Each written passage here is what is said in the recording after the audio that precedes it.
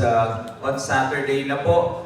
Yan yung second year anniversary ng Dear SB and na-interview po ako ni Tito Boy about 2 years ng programa natin. Kaya nga gusto kong pasalamatan lahat ng mga sumuporta, mga production staff, siyempre yung mga kasama natin sa press. Alam ko yung ilan dito na kasama namin sa journey namin sa Dear SB simula nung pag-launch nito hanggang doon sa paglipat namin sa GMA. Ngayon po, nakadalawang taon na tayo. At napakadami na nating natulungan, napakadami nating nabagong buhay. Alam niyo po, kung ikikwento ko lang, napakadami ng umasenso mga kababayan natin. Dahil doon sa mga tinulong nating kabuhayan, mga negosyo. At yun naman talaga yung layunin ng Dear SB, yung hindi lang makatulong kundi makabago ng buhay. Kaya masaya-masaya ako na nagawa natin yun sa programa natin. At yun nga, temporarily, magpapaalam muna kami sa ere at mapapalitan tayo ng pinakabagong show ni Rian Ramos na Where in Manila. So congratulations, Boo. At sana nga may pakita mo palalo yung kagandahan. Siyempre kagandahan mo sa mga kababayan natin, pero kagandahan din ng aming lungsod ng Maynila. Yan lang. True. Yung ano pa lang, VTR pa lang, sobrang exciting na like you're showing Manila in a different light. So, we're so proud of you and congratulations nga, gaya ng sabi ni Sam. Pero may we ask, how does it feel na surprise ka ni Sam ngayon? Dapat lang.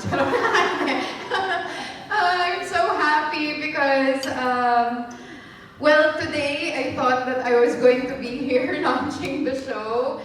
And ayun na nga, I have surprised him on a couple of occasions sa Dear SB. So I'm so happy that he's here also supporting Where in Manila. And thank you, Boo Boo. Very sweet. Let me ask Ian, discovering more about Manila, what can you say about this city? And what are the things you didn't know before that you learned through taping your episodes? Napakadami palang mga activities, things to do, mga date places that you can go to. At saka, ang dami palang iba't ibang klaseng mga food na yung mga Pinoy kasi talaga malasa yung gusto nating food, di ba? Yun yung taste natin. And I would say very adventurous din tayo kumain. So, through shooting the first few episodes, I have eaten things that I would have never thought to eat before. So may mga, most of them, I happily ate it. May mga 1 or 2 lang na parang, wow, this is super out of this world na for me. May mga ganun din pala tayong sinaserve na food dito sa Manila. And then there are a lot of things na parang, when you think about it, yung ipupunta mo pa sana sa ibang bansa, there are other places in Asia that have night markets, and then ayun din yung mga certain kinds of food that they serve there na I didn't know meron naman pala dito. So yun yung gusto ko sanang i-promote, yung kagandahan ng tanawin sa Manila, the delicious places to eat, and then also the wonderful people that make the city great. We're looking forward to that, Rian, and thank you for really highlighting and putting Manila on the spotlight. Yeah, I want people to be excited about being Filipino. True. I want them to be excited and proud about being from the Philippines and exploring their own country bago sila tumingin sa labas. That's right. That's a very good mission. Now, tanongin naman natin si Sam. Ngayon na pansamantalang mamaalam sa ere ang Dear SB, ano yung mamimiss mo naman about your show? Mamimiss ko yung mga ginagawa ko kasi halos sinubukan ko na po yung iba't ibang klaseng trabaho ng mga ordinaryong kababayan natin. Nasubukan ko na mag-drive ng jeep, ng tricycle, ng pedicab, ng benta ng ice cream, sumisid sa dagat, kumuha ng mga sea urchin. Ang dami kong trabaho na subukan eh. Ang dami ko rin lugar na napuntahan.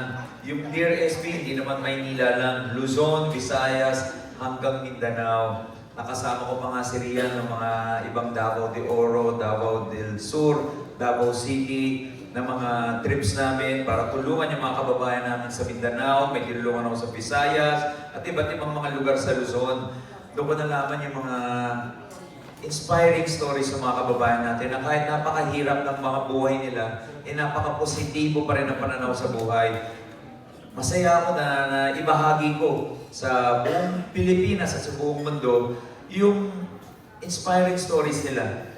Para malaman ng mga kababayan natin na kahit mahirap ang pinagdadaanan natin, basta laban ka lang sa buhay, laging may pag-asa at laging may tutulong sa kanila.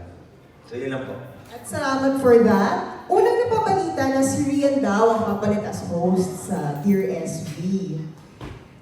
Pero nagulat ang ilan na sarili na niyang show, Where in Manila, ang papalit sa time slot. Totoo ba na inalok mo si Rian na pansamantalang pumalit sa iyong show? Pinag-isipan ko sana na baka pwede siyang pumalit, pero alam ko naman ano yung mas forte ni Rian kasi she's been hosting a lot of lifestyle and food and travel shows in GMA. So sabi ko, why not feature Manila? Kasi lagi kong kinikwento sa kanya tuwing umiikot ako, sabi ko, alam mo po, ang daming magagandang lugar sa Maynila. Hindi na po promote, hindi na pupuntahan. Kahit kami mismo, taga doon na, pero yung iba hindi namin alam na they exist. Actually, kulang ng promotion eh. Kulang ng promotion ng turismo ng Maynila. Napakadaming magagandang lugar. Minsan, pag may mga bisita tayo, nilalabas pa natin ang Maynila. Dinadala natin sa mas malalayang lugar, Tagaytay, o yung iba, ibang isla pa. Dito lang sa Manila, matatagpuan yung iba't ibang magagandang lugar na dito pa lang kulang na isang linggo para maikot mo at mapuntahan. At yun ang layunin ng show na to, may pakita talaga yung kagandahan ng Maynila para hindi na lumayo yung mga kababayan natin at hindi na sila maging, para maging ano na rin sila sa sarili nilang bayan, maging parang sort of, hindi na sila maging turista pa sa ibang bansa, dito na sila mismo umikot at ipagyabang yung kagandahan ng lugar natin. Tama yan. Thank you, SB and Rian. Thank you so much for your new show. And before we proceed to our press con proper, kung saan kayo naman ang makakapagtanong ng questions niyo kay Rian and SB, I would just like to remind everyone to use our official hashtags in your social media posts. These are hashtag Where in Manila and hashtag Winford Manila. Of course, we would also like to thank our sponsors that made this event possible. Thank you to Winford Resort and Casino. And thank you for that sumptuous lunch. Thank you to Lux White by Front Row, Bello, Posh Nails, U Beauty PH, Pacific Synergy Food and Beverage Corporation, Novelino Wines, Speed Babat, Gumtech, Happy Toothpaste, Lamoyan Corporation, and Asian Sky Mall. Angie, thank you. Good afternoon, everyone. We'll give the floor to our friends from the media. So, may microphone dito at saka meron microphone doon. So, let's start the ball rolling. Throw your questions. Okay, the press con proper starts now. Okay, So whoever has questions, just come forward. state your name and your publication. I am General Salter from Pinoy News Channel. My first question is, what's the hardest and easiest part of transitioning from being a TV actress or TV personality to being a TV host now? Well, to be quite honest with you, I've always felt the most comfortable pag meron akong script at meron akong ibang character. I feel like pag yung sarili ko na, kunwari during interviews or when I have to be myself, dun pumapasok sa akin yung parang hiya to express myself.